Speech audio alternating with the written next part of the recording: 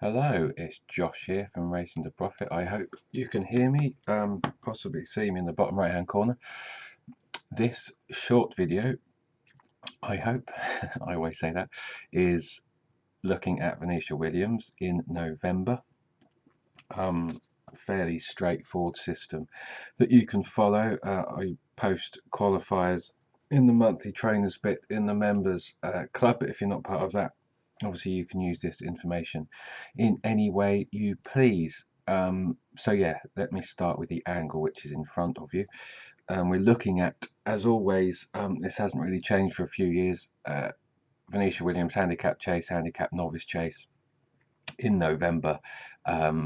Kind of horses that are 8 and younger, and I'll kind of dip in and out to some of these things in a moment for those who like having a route around horse race space or want to see how such angles can be thought about and researched and various other points.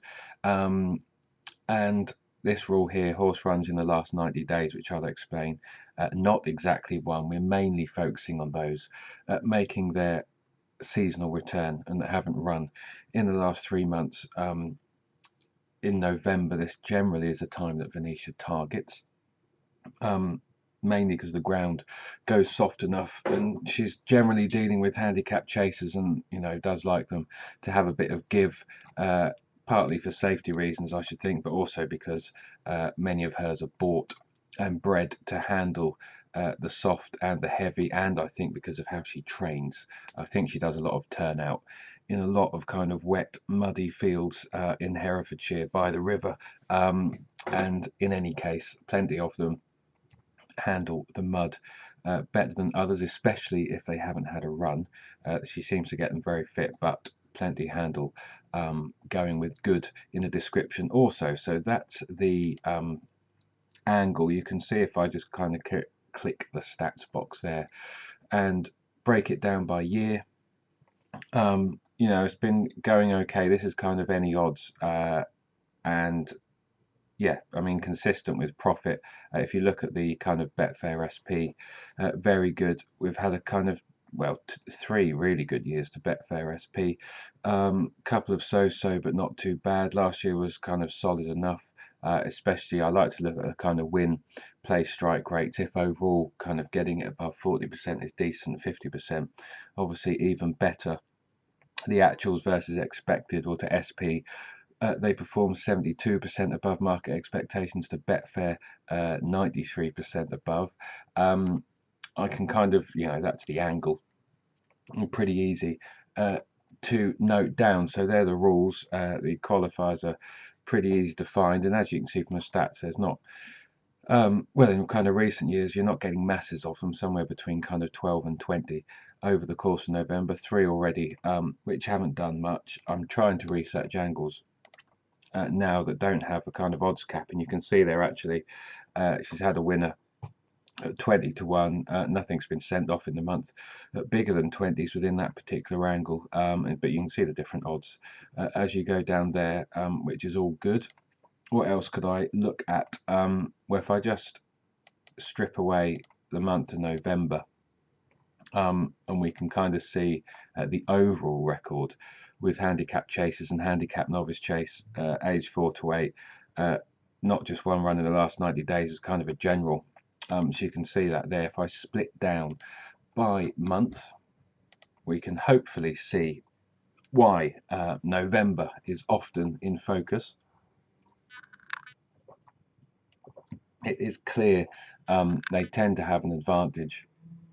They're either kind of really fit and ready to roll, often possibly, and having to be well handicapped, which helps. So this is before the capper probably gets a grip of them. They may have spent some of the back end of the season before not firing and the marks coming down, or they're thoroughly unexposed and as yet may not have any or many wins in handicaps. You can see kind of October and then definitely into November is her time of year, and it may be worth keeping an eye on the back end of October next year, which she did have a couple of winners this year, which were thankfully a couple of them were covered in another of my Venetia all year angles. But you can see why that month stands out. So if I click November there, if I just look at the horse runs in 90 days. You know, any rule, or when you're thinking about system research, you want some kind of logic. And you could say some of these stats, you know, you could ignore 1 and 2. The logic for 0 makes sense. No runs in the last 3 months, arriving fit. They can go under the radar, or they're under bet because the market may have questions over fitness, questions over the form when they're last seen. Many in November rocking up on soft, heavy ground may prefer to go with horses who have had a run.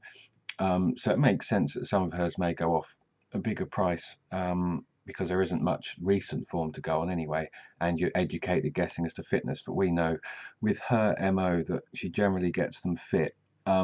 Those that have kind of had, the point is here that if they don't generally come on for the run, so if they do not perform on their first run after a break, it's highly unlikely, or the stats suggest, and I'll go back a bit further soon also, that they don't tend to come on for the run, and it's not a case of they needed it and they're worth following the next start. If they kind of fluff their lines first time out, that for the moment they're worth kind of just keeping an eye on for their second run, certainly from a systematic perspective. There's only 3 horses that have had more than one, I suspect, without looking at them. I mean, that can cover horses that have just had, were so thrown in, they've just had a winning streak. I kind of think she sometimes may possibly run some of them a bit too quick after their first seasonal return, then runs them a bit too quick. They're not quite over it, even if they won or did really well. And it's not a then again until a bit of a break. Of course, this may be covering some who did well in October, and of course in early November, then coming back out.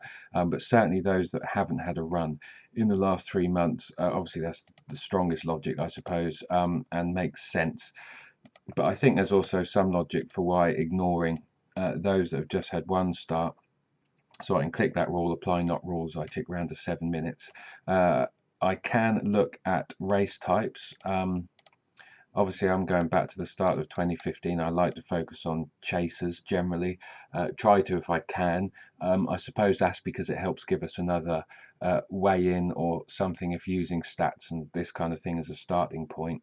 With any chase qualifier, you've also then got the application of pace if you want, and you could just focus on those, if not backing things systematically, those who lead or race prominently. And as I've said before, 67% of all handicap chases are won by horses who either lead or race prominently. So that's another way to kind of shortlist and weigh into your day's punting, I suppose, if you so wanted.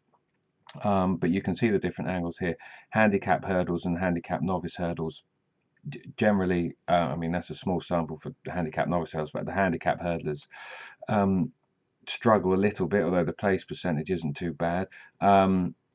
I mean, maiden hurdles and national hunt flat races, Venetia generally wouldn't target those types of races anyway. It's very much about education and building up to a chasing career in seasons to come. Novice hurdlers not too bad. I mean, generally, as you can see from the overall stats, they're kind of fit and ready to go and perform well in the month of November, generally speaking. I like to focus on the chasers, which makes sense for me, and that's more about her kind of MO also. We can look back at, I could just flick back, kind of going back all the way to the start of 2008, and you can see this angle has just ticked along since then, and actually has done best. And I can keep my fingers crossed that the glory profit days of 2013-14, I think I may have first posted this angle or something similar in 2015, maybe even 2014. And yeah, you can see the success there. Whether or not the market cottoned onto a bit, possibly, but I'm not quite sure. Some of this can be cyclical, of course, and the types of horses you get and the owners, and being able to kind of get more in. You know, some years have better stock than others, and how that feeds through. But hopefully, one of these years, whether it's this November, we shall see. You know, a return to these heady days of you know, 40 to 50 points profit. at SP and Betfair SP. Remember, yeah, this is SP, so if you can get kind of morning odds, or you've got best odds guaranteed, but certainly taking a price in the morning would probably do even better than those SP results. But you can see that that's one of these. This is definitely a pattern of behaviour going back numerous years, which is good for us. But if I just, I'm ticking around to 11 minutes, but I suppose if you're finding this interesting, you're still watching. What else do I want to look at? So that's just back to the start of 2015. I can look at the age, of course, and I generally like to focus on the younger, and you can kind of see, you know, it's harder to win with handicap chasers as they get older. Obviously, the legs slow down. They may have more problems and niggles build up the handicap and may get in charge. You can see the record systematically, generally, for those that are 9 and older. That's not to say she doesn't have winners, but in the since the start of 2015, only 2 from 31. If you go back before 2015, she did slightly better with older horses. That might be because of the quality of the horses and those we're talking about, of course.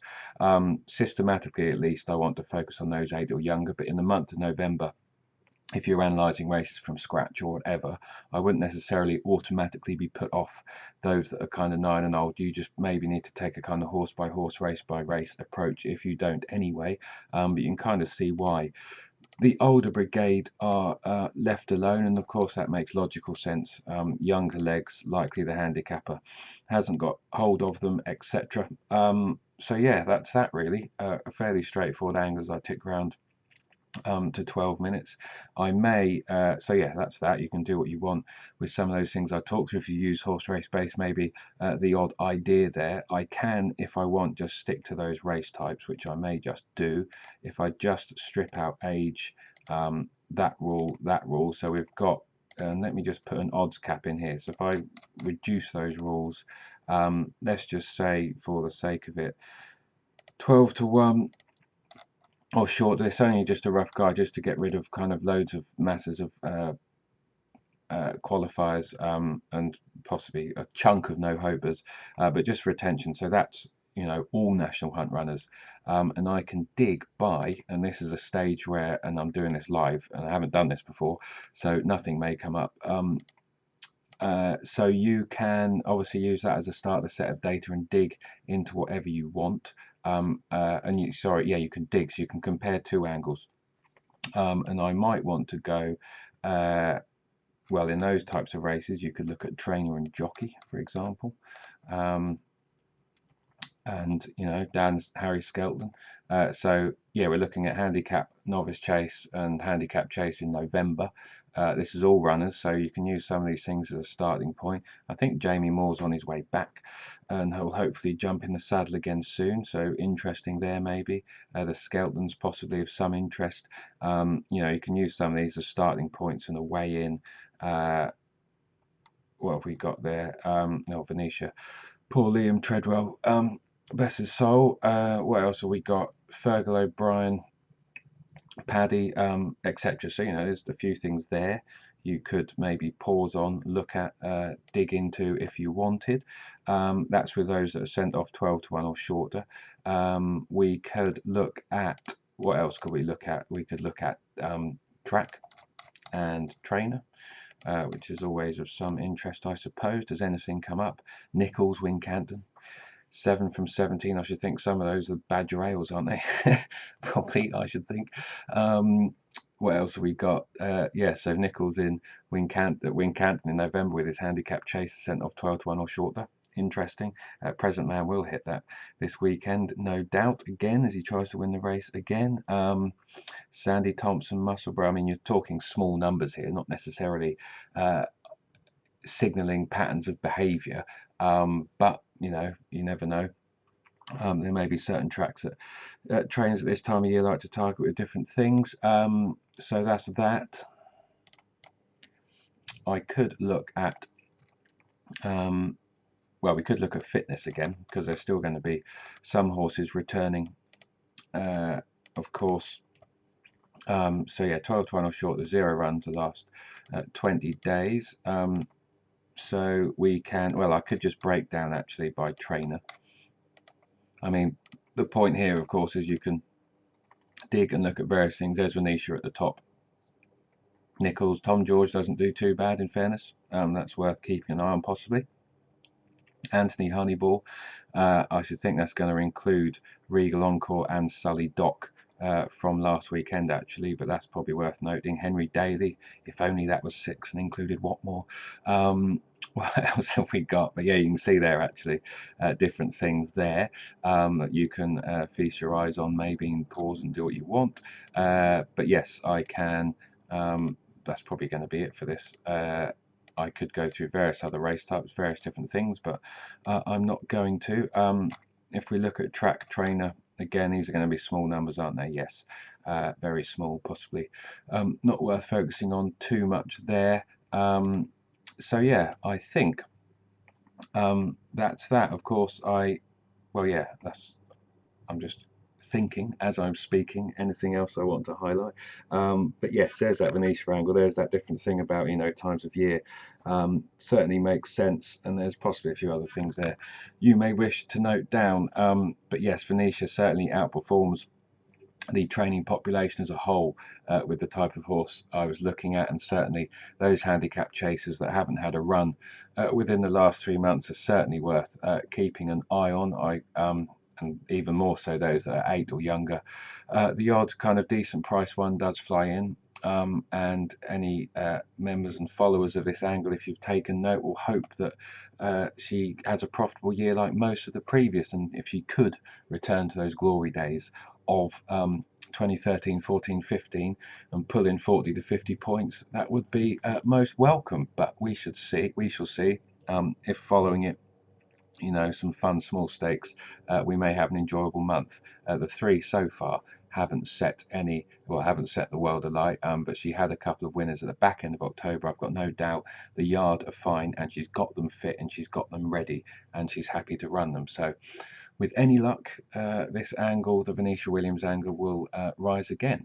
But with that said, hopefully, as always, you've found this video of some interest.